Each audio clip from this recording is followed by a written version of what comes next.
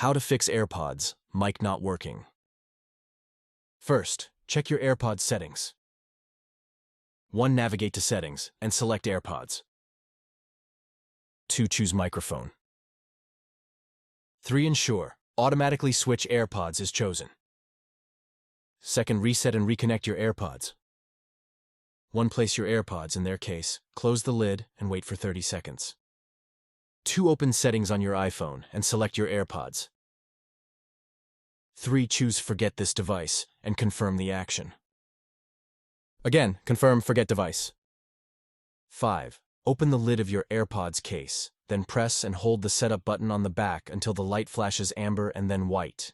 Then keep the case lid open and bring it close to your iPhone. 6. A Not Your AirPods alert should appear on your iPhone. Select Connect. 7. Follow the instructions on screen. When your AirPods are reconnected to your iPhone, tap Continue.